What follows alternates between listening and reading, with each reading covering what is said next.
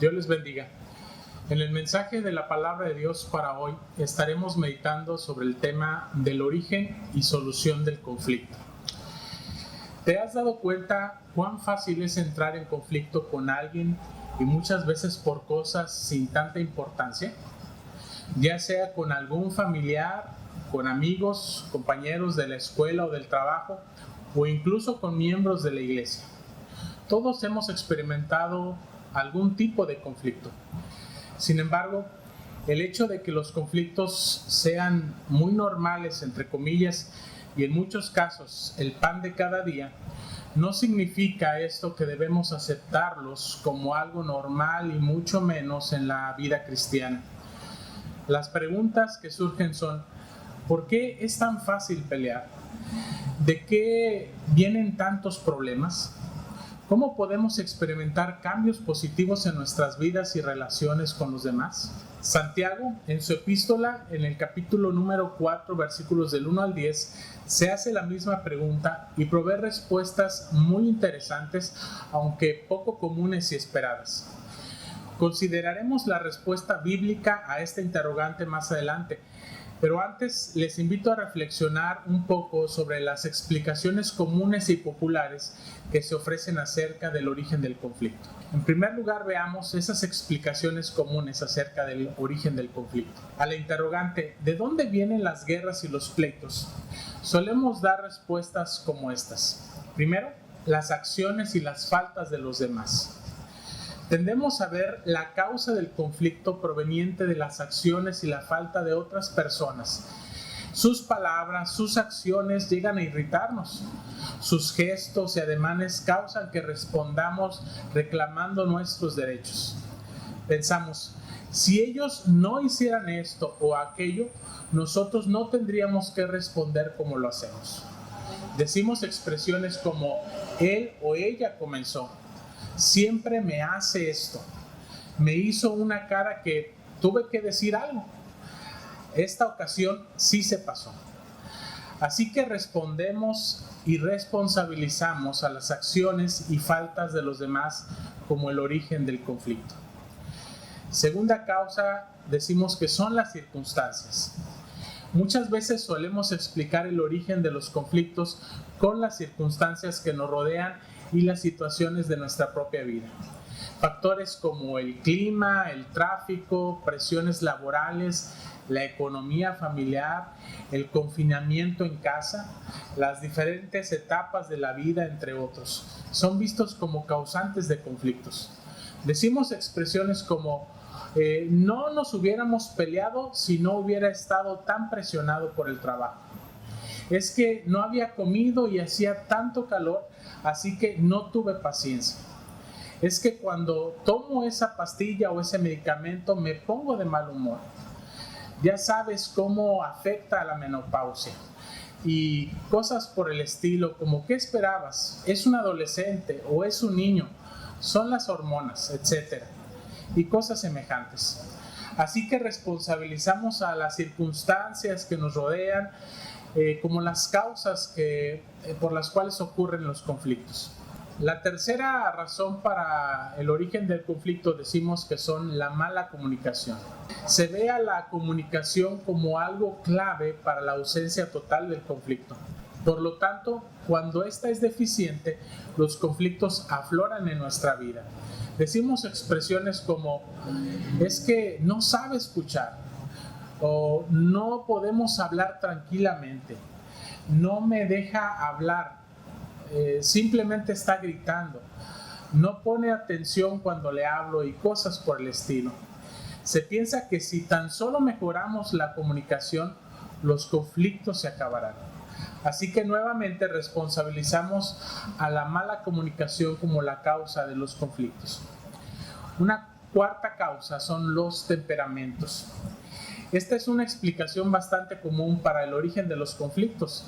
Se piensa que existen 4 temperamentos que rigen el carácter del ser humano el colérico, el melancólico, el cinético y el sanguíneo. No voy a profundizar en ellos, pero se piensa que cada quien tiene un temperamento que lo define y que no necesita hacer cambios para nada en cómo es. Decimos expresiones como, es que así es, o así soy, ¿y qué? O es que no puedo controlar mi manera de ser, o es que así como soy me tienen que aceptar, es que su temperamento no es compatible con el mío, y cosas por el estilo. Así que responsabilizamos a los temperamentos como la causa en nosotros mismos de que no podemos ni debemos controlar.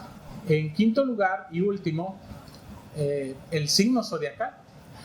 Aunque esta no es una razón muy común entre los cristianos, no obstante es una idea bastante común en el mundo y muchas veces llega a influenciar aún entre los cristianos.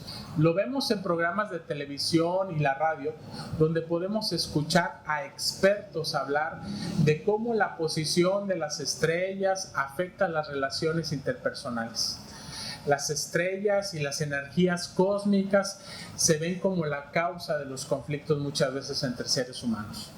Se dice cosas como que cierto signo zodiacal no es compatible con otro y así, y si los obligas a convivir entre ellos, pues tienes la fórmula perfecta para el conflicto. Así que responsabilizamos a ciertas fuerzas impersonales del universo para explicar el origen de los conflictos. Ahora bien, debemos reconocer dos cosas importantes de todo esto. Primero, con excepción de lo del signo zodiacal, debemos reconocer que las acciones y las faltas de los demás, las circunstancias difíciles por las que pasamos, las técnicas deficientes de comunicación y los temperamentos no controlados hacen más difícil que hagamos lo correcto. Y aunque estos factores presionan nuestras vidas y las ponen a prueba, no son el origen o la causa de los conflictos. Ciertamente se sienten como si fueran la causa o el origen, pero en realidad no lo son. Lo segundo que debemos notar es que estas explicaciones comunes nos llevan a buscar la explicación del conflicto fuera de nosotros mismos.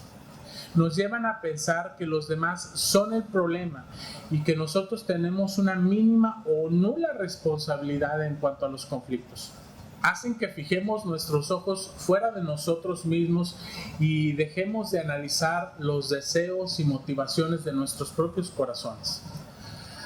Por todo esto, necesitamos considerar la explicación bíblica del origen del conflicto para que podamos responder correctamente tomando nuestra propia responsabilidad bíblica aún ante las ofensas de los demás. Aunque sean las circunstancias difíciles, falta de buena comunicación o los temperamentos no controlados. En segundo lugar, veamos las verdades bíblicas sobre el origen y la naturaleza del conflicto. La Biblia, que es la palabra de Dios y nuestra única regla de fe y práctica, si así lo creemos, por lo tanto, no deberíamos de buscar respuestas más sabias a nuestras interrogantes sobre el tema en la tradición, en la experiencia o aún en la opinión de los expertos. ¿Cómo responde Santiago a la pregunta sobre el origen y la naturaleza del conflicto? En los primeros 5 versículos del capítulo 4 encontramos dos verdades fundamentales. Primero, los conflictos inician dentro de uno mismo. La primera verdad que la Biblia nos muestra es que no hay que buscar el origen del conflicto fuera, porque inicia dentro de uno mismo. Santiago recalca su punto con la pregunta: ¿no es de vuestras pasiones las cuales combaten en vuestros miembros? El punto de partida son nuestras pasiones, nuestros deseos más profundos. Los deseos en nuestro interior quieren el control, la primacía y batallan dentro de nosotros mismos. Estos deseos no necesariamente son malos de origen, pero aunque sean inofensivos al principio, al entrar en la lucha y en la batalla, se oscurecen y se vuelven pasiones desordenadas. El problema no es necesariamente lo que deseamos, sino cuánto lo deseamos. Luego en el versículo 2 y versículo 3 se nos describe la dinámica de esta batalla campal en nuestro interior. Codiciáis y no tenéis, matáis y ardéis de envidia y no podéis alcanzar. Combatís y lucháis, pero no tenéis lo que deseáis, porque no pedís. Pedís y no recibís, porque pedís mal para gastar en vuestros deleites. Así que codiciamos, matamos y ardemos de envidia. Combatimos y luchamos y pedimos mal. En el afán de cumplir nuestro deseo, hacemos toda clase de cosas y lo único que encontramos cada vez es insatisfacción y frustración. Cuando miras atrás, ves el caos, la confusión y las heridas que has causado en otros en la búsqueda frenética de tus propios deseos.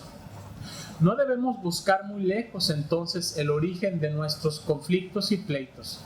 No busquemos tanto afuera, busquemos más adentro, porque los conflictos, los pleitos, las guerras inician dentro de nuestros propios corazones.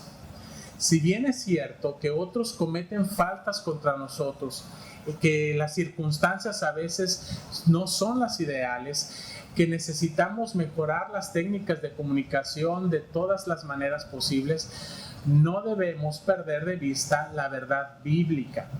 Tenemos una participación causal y activa en los conflictos. Somos responsables de los pensamientos, las palabras y las acciones que se originan en nuestros propios corazones y deseos. Piensa en el último conflicto que has experimentado o estás teniendo quizás en estos momentos. ¿Qué estás deseando? ¿O qué estabas deseando en ese momento más que nada? ¿Qué querías antes que cualquier otra cosa? ¿Qué aquilatabas y amabas y atesorabas más? Piensa en esto. Segundo, los conflictos revelan nuestra verdadera lealtad. La segunda verdad que la Biblia nos muestra en estos versículos es que aquello que causa el conflicto revela claramente en qué bando nos encontramos. Es decir, muestra transparentemente mi corazón y sus lealtades. Notemos las palabras de Santiago en el capítulo 4, en el versículo 4. Oh almas adúlteras. La acusación de adulterio tiene que ver con la falta de lealtad y fidelidad al vínculo indisoluble del matrimonio. ¿Por qué Santiago nos acusa de adúlteros a los que entramos en pleitos y conflictos? Porque cuando seguimos nuestras pasiones y deseos, cuando les damos el control de nuestras vidas, cuando nos hacemos amigos de nuestros deseos, adulteramos al retirar a Dios del lugar que le corresponde a nuestro corazón. Ponemos nuestro corazón en ídolos y no en Dios. Estamos siendo desleales e infieles a Dios al anteponer cualquier otra cosa o persona en nuestro corazón y en nuestros deseos.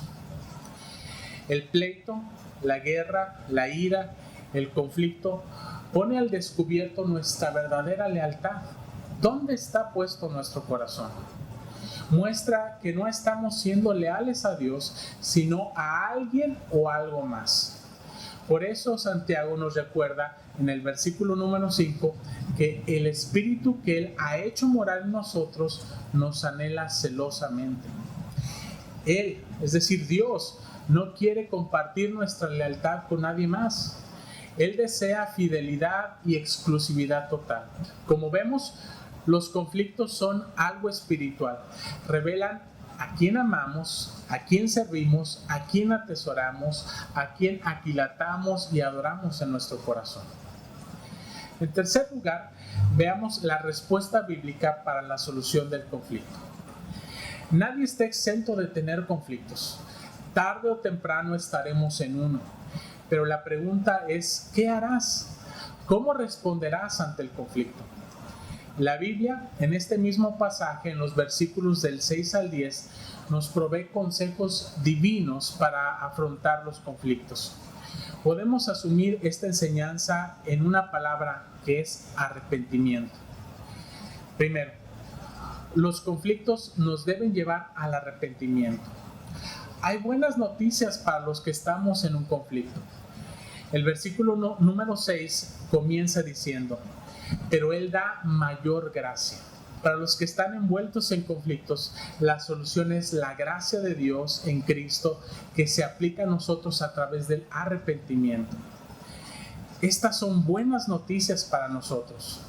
Dios, dice la Escritura, da mayor gracia, mayor que cualquier conflicto, mayor que cualquier ídolo de nuestro corazón, mayor que tú y que yo. Una gracia sobreabundante en Cristo.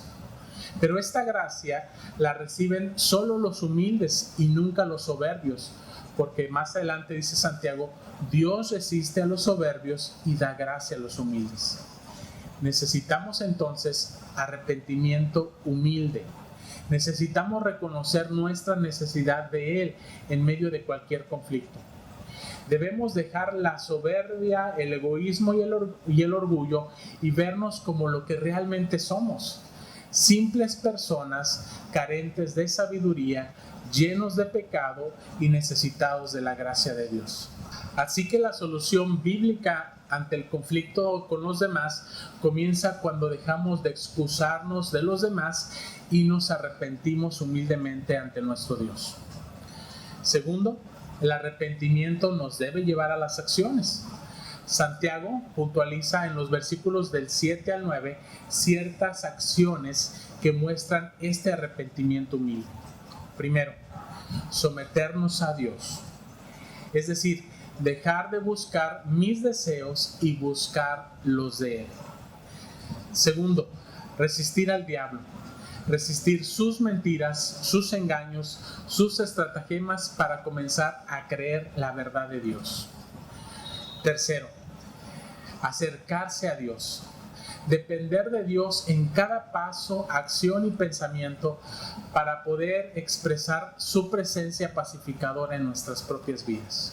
4. Abandonar el pecado, es decir, purificar con la gracia y la verdad de Jesucristo mis manos y mi corazón de prácticas, pensamientos y palabras que hago en concordancia con mis deseos desordenados. 5. Entristecernos por el pecado. Es decir, debemos de tomar en serio la gravedad de nuestro pecado porque ha ofendido al Dios que es 3 veces santo.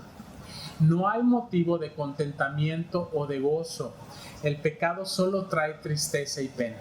Y 6, al arrepentimiento humilde, para que el poder de la gracia de Cristo nos lleve mucho más allá de donde nuestra fuerza y voluntad nos ha llevado, es decir, a una transformación desde dentro de nuestro corazón. En conclusión, la clave para resolver los conflictos es comenzar reconociendo cómo nuestros deseos han usurpado el lugar de Dios y por medio del arrepentimiento verdadero comenzar a experimentar la gracia transformadora de Dios a través de Jesucristo. Los conflictos se originan dentro y muestran a quién amamos, a quién adoramos en verdad. Pero la gracia de Dios en Cristo es más grande que cualquier conflicto y deseo de nuestro corazón. Recordemos que Él da mayor gracia a los humildes y resiste a los soberbios. Hoy es el día para dejarnos de excusar y responsabilizar a las demás personas o a las circunstancias o a la comunicación deficiente o cualquier otra cosa. Tomemos nuestra responsabilidad en los pleitos y conflictos delante de Dios para abrazar la gracia transformadora que Él nos ofrece por medio de la obra salvadora y santificadora de nuestro Señor y Salvador Jesucristo. Oremos que así sea en nuestra vida y en la de nuestra familia. Que el Señor les bendiga y les guarde. Amén.